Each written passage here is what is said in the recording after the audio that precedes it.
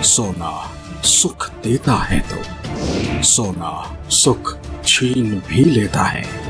सोना पहनने, सोना खरीदने और सोना दान करने के क्या है नियम, जानने के लिए देखिए कालचक्र। ब्रेक के बाद एक बार फिर से आप सभी का स्वागत है कालचक्र में। चलिए अब जल्दी से पंडित जी से जान लेते हैं सोने के दान से जुड़े खास और जरूरी नियम। आइए पंडित जी बताइए।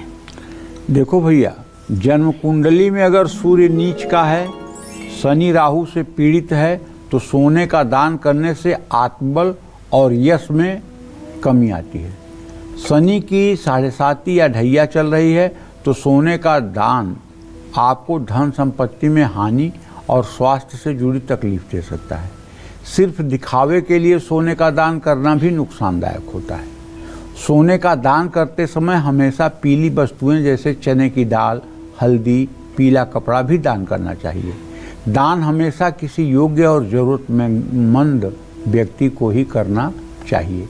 जिन लोगों की जन्म कुंडली में सर्प सापा सुच्छ योग है, जिनकी कुंडली के 5वें भाव में 1 या 8 नंबर लिखा हुआ है और वहाँ राहु बैठा है या उस पर राहु की दृष्टि हो रही है, तो ये सर्प सापात सुत क्षय योग होता है।